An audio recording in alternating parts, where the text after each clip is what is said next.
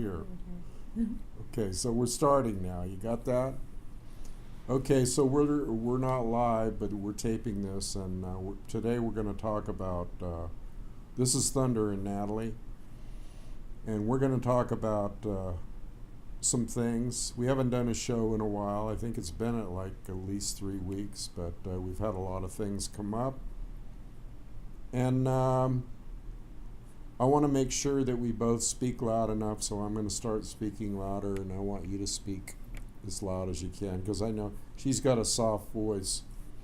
So we were talking about morality the other night, because we have been, well, I think one of the things that started it off is we were watching some of these old TV shows, right? On YouTube. No, not YouTube. I think it was on Western Amazon. Yeah. And we were watching some old shows like The Rifleman and Bonanza. Speak up. And we noticed the theme of these shows was on the morality level. It seemed to be very family oriented. And it seemed to be a deal where there was always kind of some message, to younger people or families, everyone, families as a whole. And it was almost unbelievable because we were talking about how there was it almost seemed like dimensional. Yeah. And so what's happening today? Well, what's happening today is there's a big change in the media, okay, or in the movies, or in just about everything, where it seems like everything got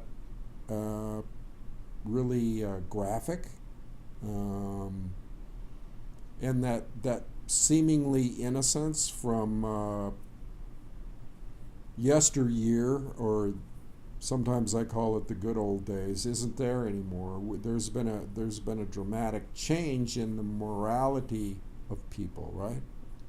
Yeah.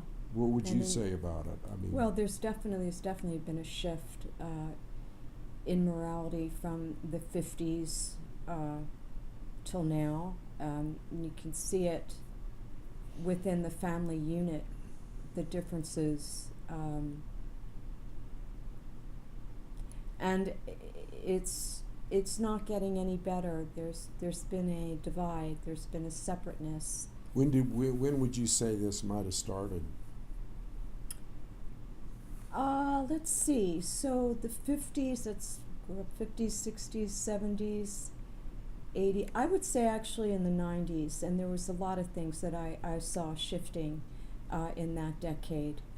Population growth, people moving from one coast to the other, overdevelopment. A lot of things shifted in the 90s. So I'm gonna say, because I remember a lot of shows, entertaining shows, strictly for entertainment shows back in the 70s and even the 80s. And I think it might have started. I mean, from my recollection, it might have started 80s, maybe mid 80s, and then I think that maybe some of the influence that could have affected what we saw, or as opposed to what we see now, is maybe some video games. Because a lot of these video games came out that were like Grand Theft Auto and some other games that were like very violent, and I think that Hollywood, in a sense, maybe tried to keep up with that same graphic entertainment. Most definitely, Hollywood had a lot to do with the shift in movies, in TV, violence. Lots of violence, lots of just, I think, putting out the wrong messages into the world. especially young people who are so impressionable. Kind of desensitized them. Yeah. Kind of like, because even like we were watching like old episodes of The Rifleman, when somebody got shot, there wasn't the blood splatter and gore and all that. You knew a person got shot. You didn't have to see the graphic details of it, and they basically didn't show that. So they call it realism, but A little bit too. yeah, because the imagination is better anyway. Yeah. And that holds true for many things, you know. I think the way people dressed, I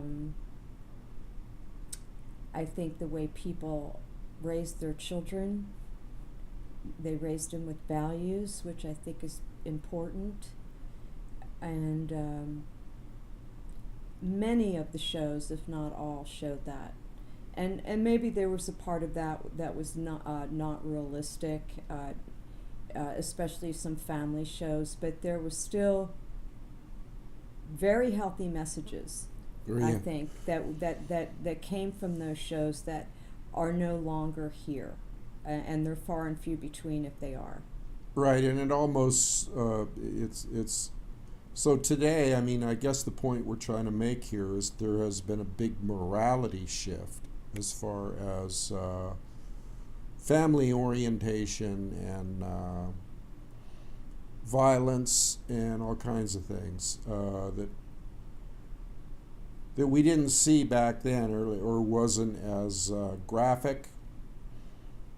Now, this seems to affect the whole complexion of what's going on in the world. I mean, we could extrapolate this out to everything that we're seeing now. In fact, we were talking about the other night about how it almost seems like there's been a dimensional shift in the reality, or our perceived reality. And then we started talking about Hopi prophecy and how things, how they describe things as different worlds, dimensions, maybe a slow crumbling of one dimension or infrastructure or way of perceiving things. Even it seems like, okay, so you got the liberal agenda now, the liberal agenda back when we were younger was something that was okay. It was something that was maybe more for the people, but now we're seeing the liberal agenda being an extreme leftist, almost communist, Marxist. Huge shift. Huge shift. And there's a lot of things that are coming out now that weren't coming out then, or maybe there's I don't know if it's personal enlightenment that as we grow older, as we grow more mature, as we I can personally say maybe develop more spiritual practices. Wisdom Hopefully comes with gaining of enlightenment, growth, evolving. But there's so many things that are being made aware or being revealed to those who seem to be of a certain caliber. I don't want to say caliber, maybe I'm saying consciousness, okay? And how do you get to that consciousness to where Natalie and I are at, to where you're seeing certain things? And I'm not trying to put us on a pedestal or anything like that. But there are certain people that are more into, let's say, the natural order of things. I mean, that would be a good thing to discuss, how we have gotten away from the natural order of things, and we're both have native blood. So we, of course, are into that thought about our oneness with nature, as opposed to almost an artificial intelligence that we have today, computer intelligence. So how do you feel about your oneness with nature, or our oneness with nature, from maybe a tribal point of view? Well, we really, I mean, talk about a shift. When I was growing up, most of my time was spent outside playing. Depending on the season, summertime, I helped my grandfather in the garden and picked berries and played outside in the sandbox. You know, snow, when it would snow in the wintertime, it'd be outside for hours. Parents couldn't even pull their kids in, you know, when they would ask them to come in. Time spent outdoors was something that was very, very natural for children. And don't you notice that in summer months and the summer seasons, you rarely see that anymore. You don't see children out all day playing in nature, even taking walks in the woods, or playing in a pile of leaves, or walking, taking a walk. And what has really killed that, and I'm a huge believer in this, is technology. Technology has gotten out of hand. It's become, and I believe that initially it was put out to be a huge distraction for human beings. And look what's happened. And I knew this was going to happen in the early 2000s when the flip phones came out, because they were only supposed to be used for car emergencies while you're driving on the road. And I knew that was not, I knew they were going to take that and run with it as far as they could. So now you have phones that are being used, iPhones. You have books being replaced by, what are they called? Kindle books. And, Kindle books, yeah. You know, I mean, everything's computerized. Everything's computerized. Everything is fast. I'm still one not really to use a microwave. It's fast cooking, fast shopping.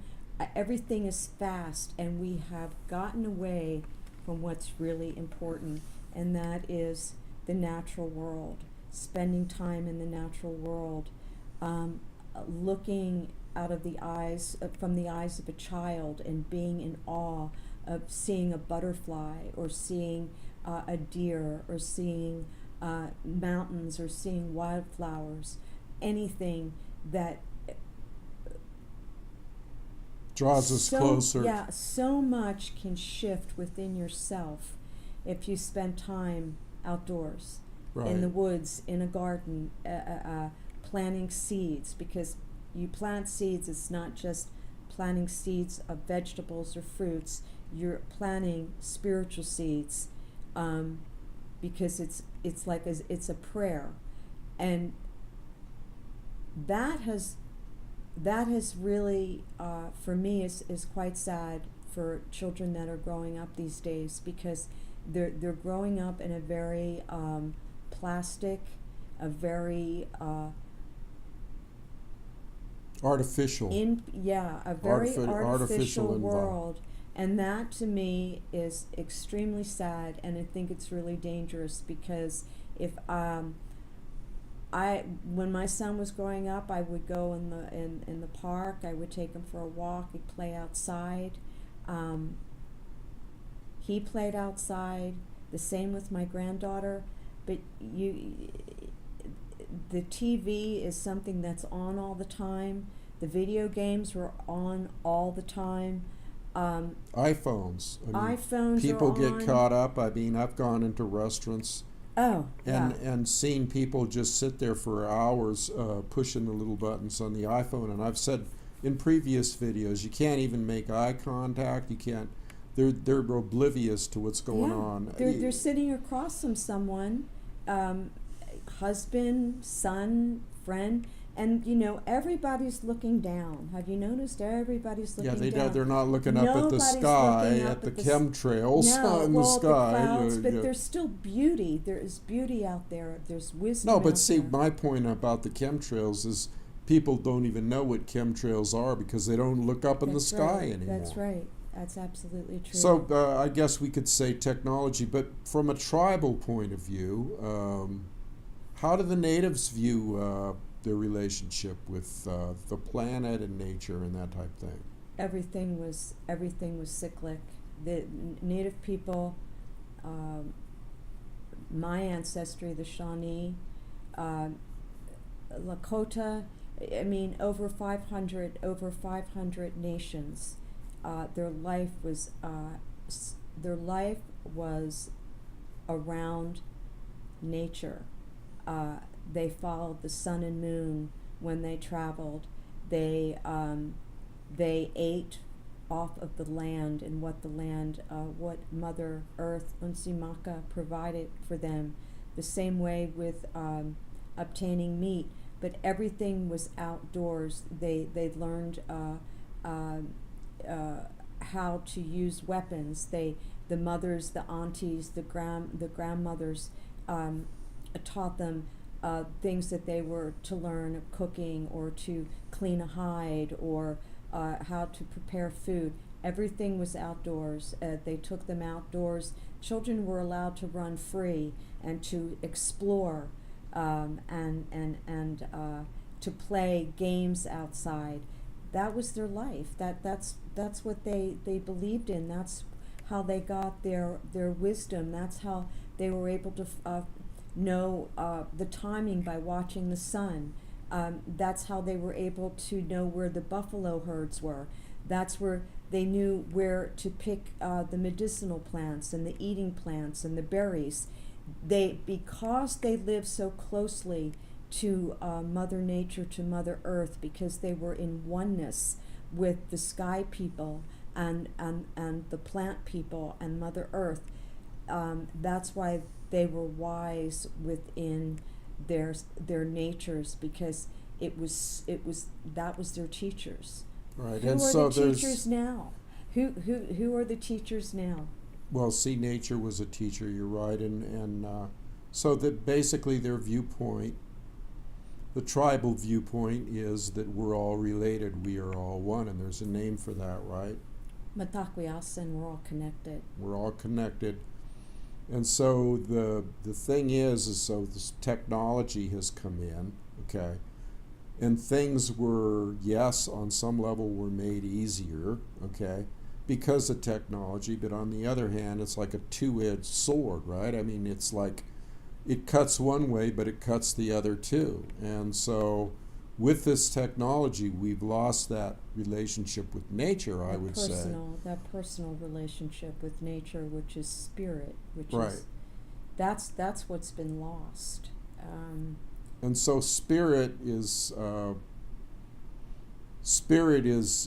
the most important thing, okay, and our connection with spirit, and nature is a reflection of spirit, or an embodiment of spirit, or a manifestation of spirit. And the native thought was that we are one with that. When the Christians came in and the European men came in onto this land and kind of screwed everything up, they didn't they did. Then they tried to convince the people that no, they weren't one with God, they weren't one with Great Spirit. That was something different, and that was almost blasphemous to consider yourself one with Great Spirit, because then you were calling yourself God, which of course we are. We all are a part of God, and so we are God. But that's where things got screwed up. That's where balance and harmony and being one with Mother Earth and Father Sky, that's where it was lost, right then and there. That's where it stopped. Everything went downhill. And it had a lot to do with hatred. It had a lot to do with greed. It had a lot to do with colonization. It had a lot to do with control. It had a lot to do with resources. And it had a lot to do with, genocide. Right. Which is still happening now. Well, they committed genocide to on the original inhabitants of this land to get all the things you just talked about, resources and land, okay, and gold and minerals and all that stuff. which basically kind of ruined Turtle Island, which later on became North America or America. So that's not the only thing they brought with them, though. They brought not only did they bring destruction and genocide, but they also brought disease, and they also brought a mentality, a mindset that was evil and possessive and controlling. And this could be related to a lot of things that we know about, like the Rothschild syndicate, I could call them, crime syndicate, it's repeating history. It was evident back then, and that's why we're having problems. Now we'll segue into something different. Well, that's why we're having problems with the deep state. That's why we're having problems with people that want to control the masses, people that want to take other people's resources and freedoms away, and the ability to control, just like they did back then, just like they did when they came in from the other countries and came into this country, which was basically all native populace. Okay, so what they did is they brought in their ideas, and they brought in their religious beliefs, and they brought in basically evil. Okay, because I would say that the people that were on the land were not of that mindset. They were of the mindset of living in tune with nature. Okay, so from there it progressed to taking these people that were indigenous people and putting them on reservations. And they're still on reservations today. And you can see the deplorable conditions on some of the reservations, especially in the winter, when there's a lack of heat and that type thing, and lack of education, lack of lack of good medical facilities, medical people. Education isn't what it is as if you are Caucasian. Running water is a lack of clean running water. There's a lack of not clean, but their structures. Some of the structures are in very bad repair. And it's basically on a poverty level. You have some of the most reservations in South Dakota. Pine Ridge is one of the poorest areas in the country. Jobs are down. I mean, there are no jobs. It shifted completely. It's almost like the earth shifted. Everything shifted as soon as your Americans stepped foot onto Turtle Island. Everything shifted, and now it's if your eyes are wide open, you'll notice that history continues to repeat itself. There's still government, deep state, shadow government control. There's still the United States government going after other countries for their resources, their land, their minerals, pipelines. They want to put.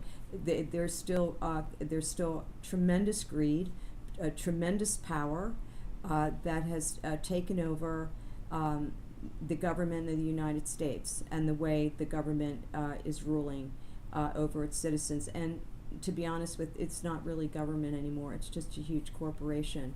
It's a syndicate. It's a syndicate. It's a crime syndicate. It's a crime syndicate that has taken over the United States of America. There is no longer, I mean, really, the citizens have a lot to be concerned about, because we're not being taken care of as we should, and that's been going on for way too long. And the interest, it's self-interest, and it's not about us at all. And they've always used the conquer and divide Absolutely. type thing, and we could see that happening now. We could see that happening. It's being played out right before our very eyes with what's going on with, let's say, for example, the thing that's going on with Trump and the Democrats and Putin and the striving for world peace by a president.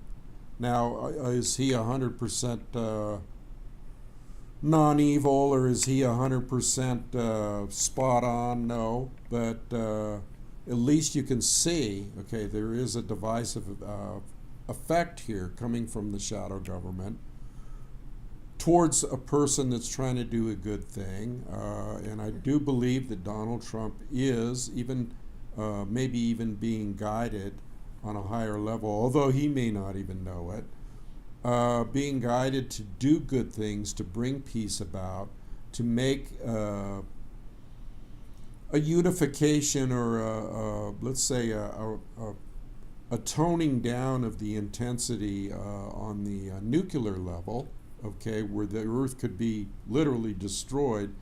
And so we have all these people, the mainstream media, the Democrats, I must say, the left, even some of the Republicans, neocons, okay, neoconservatives, the new liberals, neoliberals, neo meaning new. All these people seem to be, there seems to be a black and white, yin and yang situation happening now, where either you're on the side of either one or the other, and there's nothing in between. Yeah, there's no gray. Right. There's those who want to control everybody on the planet, the New World Order agenda, and there's those, and I think that goes right along with what happened early on in when the Europeans came over here and wanted to control the natives. I mean, it had to come from that source, okay?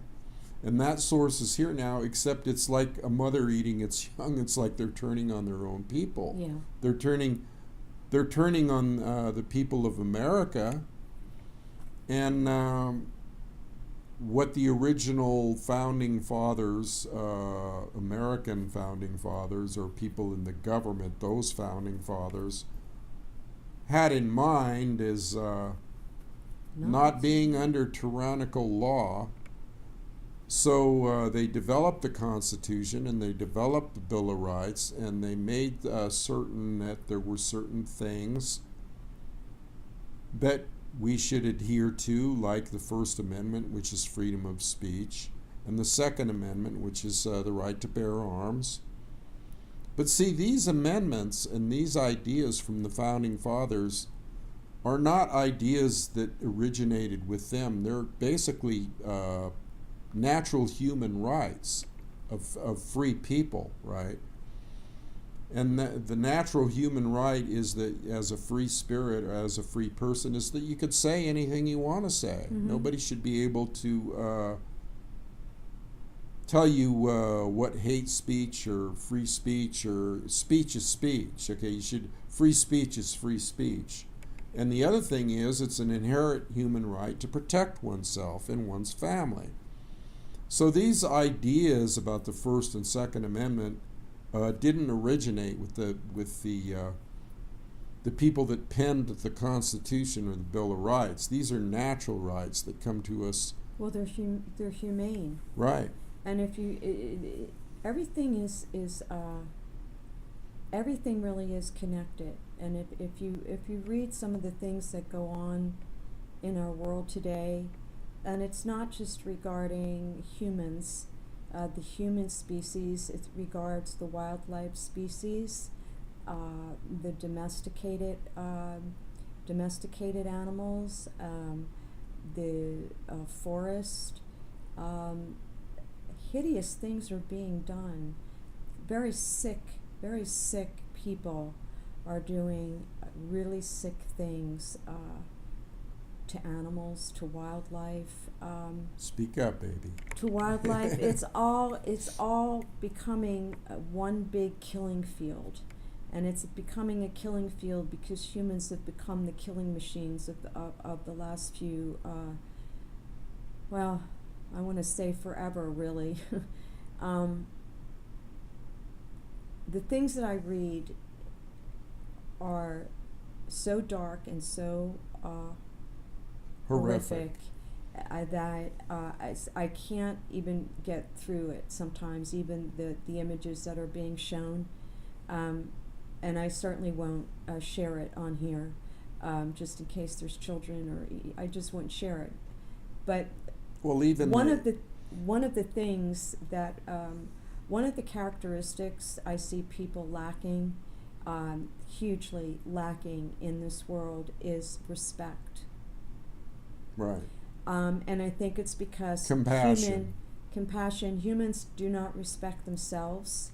They don't have self-love for themselves. Therefore, they have this need to destroy and to kill or to rape or to pillage or to I see it in every sector. I see it in government. I see it personally within families, parents versus kids, kids versus parents. I see it in, I see how humans destroy and trash Mother Earth, the waters, the rivers, the streams, the oceans. I just saw a photo the other day. It was in, I think it was in Guatemala, I'm not sure. But it was in a third world country, and there was this stream, like a river, that was filled. You couldn't even see water with trash, plastics. Just to see that, it was so sad. And where is that all going? And how clean can that drinking water be? To throw your trash in water and river, that is the epitome of disrespect, and it is mirrored on a lot of other levels. There's complete disrespect. People have no respect for anything anymore. Kids don't have respect for their parents. They don't have respect for their grandparents. They don't have respect for Mother Earth and Father Sky. They don't have it can go on and on and on. And I feel very privy, even though I didn't grow up on a reservation. I feel privy that these teachings and the readings that I read of how important it is to carry respect, to walk with respect, to walk with fortitude, to walk with honor, to walk with gratitude, to have purpose. And that purpose should be to be living in union with the earth. That's right, to live in oneness, to live as one with Mother Earth and Father Sky and the waters, the spirits that are in the waters. And so we're seeing, so basically what we're seeing here to me is a ramping up, a quickening of a situation that is getting exponentially worse on all levels. In other words, the Bible even says the love of the greater number shall cool off. Okay, and not that I'm a Bible thumper or Christian, but I take notice of all spiritual traditions and books. And the Hopi, we are talking about the Hopi because the Hopi are close to our hearts, and their prophecies. And we've even been talking about making a journey out to the mesas near Flagstaff, and communicating with some of the elders there, which we will probably do. And once we do that, we'll come back and report to you what we have learned. But they have some fantastic prophecies, and some of them fit right into what's going on today. They talk about a man from the east who is could be somewhat of a savior. They talk about the great white brother. They talk about the webs that crisscross the land. They talk about the gourd of ashes, which is nuclear.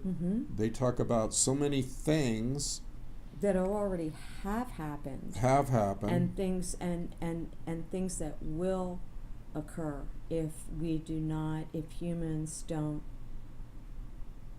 make changes that need to be made.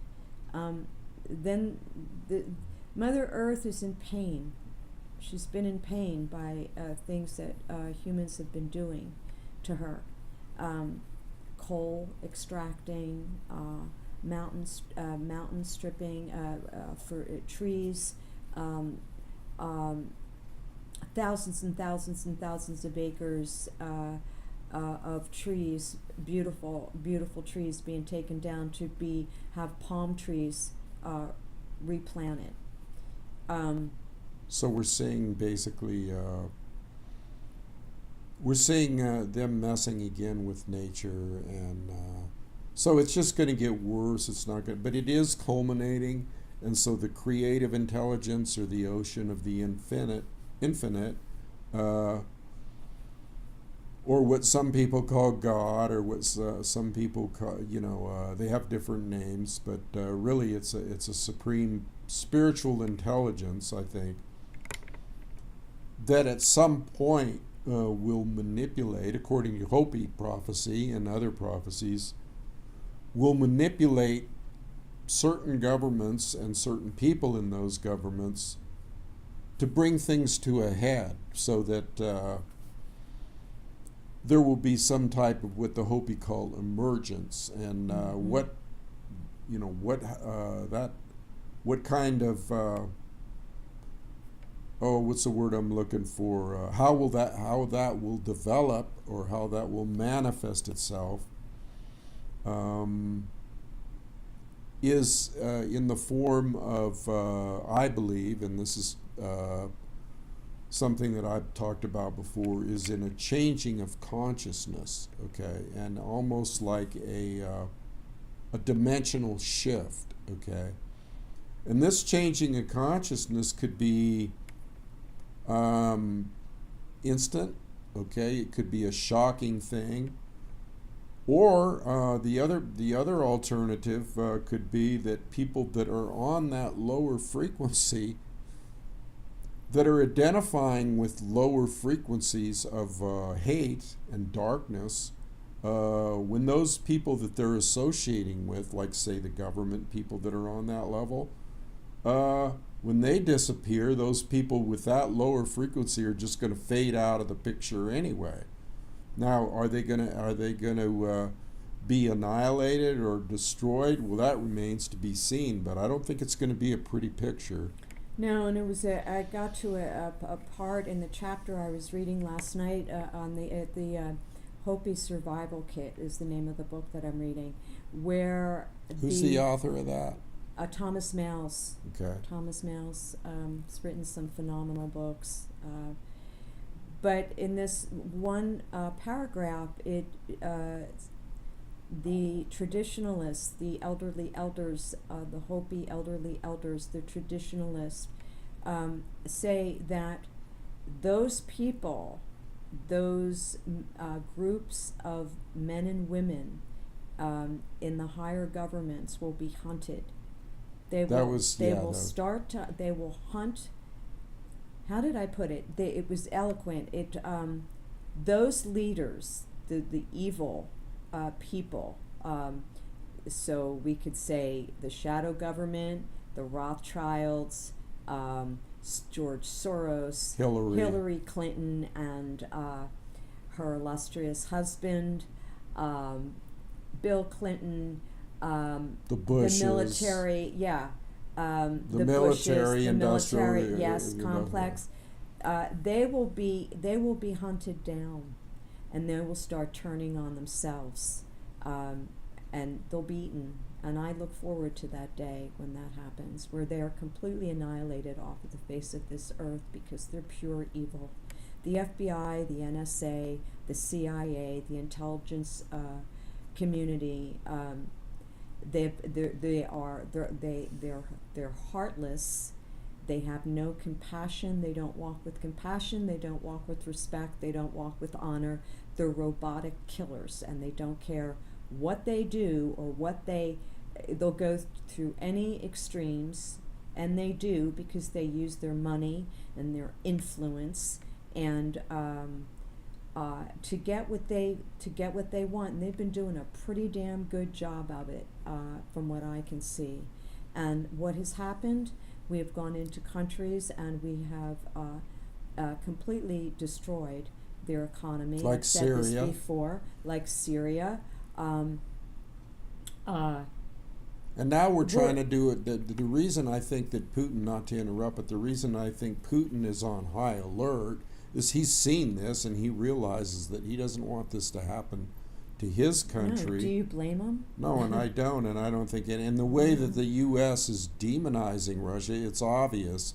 And I'm talking about the shadow government and the mainstream media and all that. The reason that they're demonizing Russia and Trump for trying to make peace with Russia is because they realize that this demonization of Russia is all a lie, and the collusion thing and all that stuff is all trumped up, no pun intended, to make people look bad and to stand up against or to try to fend off anybody that is going to pull their covers.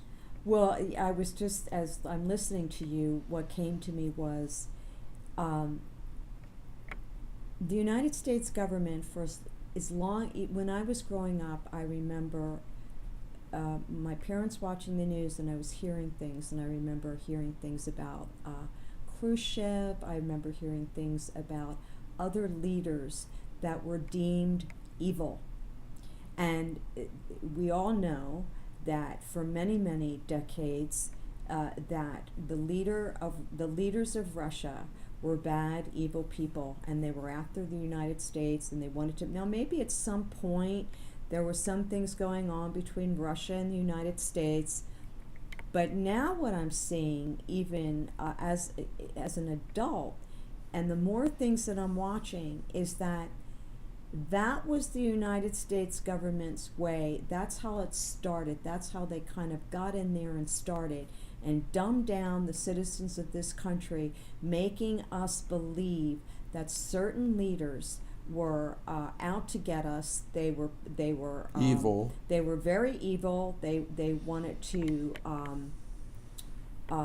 It was war, and stay away and don't believe anything that comes out from these countries. And now I'm finding, As an adult, that Vladimir Putin is a very, very more than adequate leader for his country. He takes absolute care of his citizens. He cares about his citizens.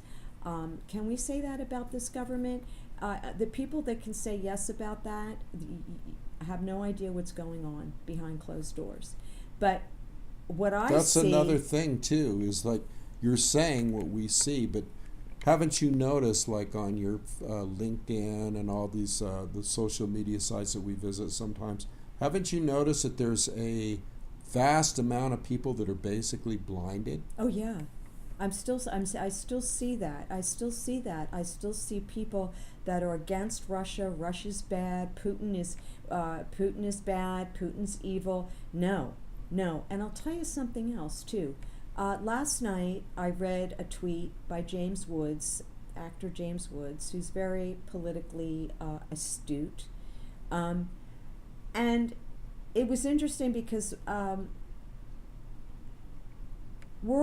we all want peace? Aren't we all tired of our sons and daughters and uncles and aunts and brothers and sisters being killed in these wars that are started by the deep state and the shadow government? Aren't we tired of that? Don't you want to live in peace? Don't you want to be able to go outside or to travel and not worry about yourself or your children going to school? Isn't that what we really want, is peace? And yet, even despite how Trump speaks, or he might be a bit crass at times with his wording, but if this president wants to bring peace to this country, and by doing so, and I just read earlier before we did this where President Trump is inviting Vladimir Putin to the United States.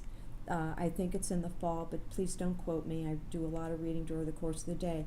But James Wood said, and once again, don't quote me, here's a president that wants peace, and yet there are people out there that are complaining and bringing him down ever since that in Helsinki, Helsinki. I did it again. There must be somebody out there with the last name. I'm so sorry. Thank you. That they're still putting bad stuff out there about him because he's promoting peace. I don't get it. I don't really understand this mindset, this being so vindictive and so spiteful of a president that wants peace. Yeah, this goes beyond politics. I mean, in the old days, well, it's the deep state, obviously. They're starting it. Yeah, it's in the old days, there was political quibbling back and forth, but after the election, basically, maybe a month after the election, the opposite party just basically said, okay, he's in office, we'll prepare for the next runoff or the next term. But this has been a continual bashing and a continual besmirching of a person's character, okay? And they started in with the Russia bashing thing right away. Yes. After he was elected, because his election platform, Trump's was he wanted to make peace with Russia. Now, like you said, and like James Wood said, any normal person would want peace between two nuclear superpowers, right? I mean, that's a no-brainer. Yeah. So anybody that does that, anybody that tries to do that, why would they call him a traitor? And why would they call him... See, that I've said this before. If I'm looking at something and all these evil people like Hillary and her cabal, and we know they're crooks, and we know they have the Clinton Foundation, Murderers. we know about Uranium One, and we know all that, and we know about Benghazi. It's fact, okay? And we know about how they created terrorists, ISIS and others, to overthrow sovereign governments. So these people are the ones that are propagating this stuff. They're the ones that are instigating it, and it's really it's horrific to see some of the things that are being said. Yeah, I did not vote in this election. The last time I voted was for Obama, which is why I didn't vote in this election. I was tricked. I was tricked. I was duped, like so many. But then again, I would have voted for Daffy Duck if he was running just to get Bush out, to get him out. That's a no-brainer. But little did we know that he was part of the same cabal. Yep. And I thought, no, I'm not doing this anymore. I knew that I wasn't going to vote for a murderer for our president. So I'm not politically inclined, but I am humanely inclined, and I care tremendously what goes on in our world because it touches each and every one of us. It touches everyone. It touches everything, and I'm for any president that wants to bring peace into this world because we don't need to have war. We don't need to go into other countries and level them. And I think the important thing for people to know about us is that we're apolitical. In other words, we're not into politics. Okay, we may be talking about Trump and Obama and Hillary and all this stuff, but we're detached from politics. We don't put our faith in any one man. Okay, No. but we do. We're astute enough and smart enough. Okay, to observe and draw conclusions, okay, from observations that, hey, there's something wrong here. Yeah. And any clear-thinking person should be able to see that. Why are they piling on this guy? Why are they making a demon out of Trump and Putin and all these people? The reason being, and it doesn't take a rocket scientist, if you're enlightened, is that there's some kind of agenda there. And this agenda is obviously, if it's promoting war and promoting division, it's evil. And promoting money in their pockets, you know, because war is money. You know, you start a war, it's very lucrative. And you know, you need to pass this video around to people, because here we are. We're two American citizens, okay, and we have all our brothers and sisters out there that are American citizens, okay, and so they should see the opinions and the ideas of two more American citizens. Maybe that'll make some people wake up. Maybe that'll make some people like, yeah, here's a man and a wife that are looking at things and looking at the progression of things. A man and wife of native descent, okay, with native blood, who come from try to come from a place of oneness with nature. Try to come from a place of morality, okay? Try to come from a place of a good heart. And if they can see things, or if we can see things, you know, maybe they'll say if they can see things, why can't, maybe they got a point. Maybe we got a point here, you know? Well, you know, I just think that... to be aware, to just... I think the most important thing is, and I've said this probably in the other video, I think really what's really important is to be open to something else than other than what you've been listening to for since the time you were born until now. Because the one guarantee in life is change. There are no other guarantees, but change is a guarantee, and there's been a lot of changes that have been happening in this world. You'd have to be blind and deaf not to see that. If you're really, really paying attention. Now, if you're distracted by all your little dramas and your iPhones and your computers and whatever else, step back. You're not going to see it. But you don't have to be you don't have to have a brilliant mind to see what's taking place. And it's not just, it's your government as well. It's your, well, once again, I don't want to use government, but this is where you live, okay? This country. This is your country. This is, we all have parts of this country that we connect to, soul to soul, things that we lay our eyes on that are so beautiful, that are so magnificent, that are so breathtaking, that there is still such beauty out there, but it's being taken away from us.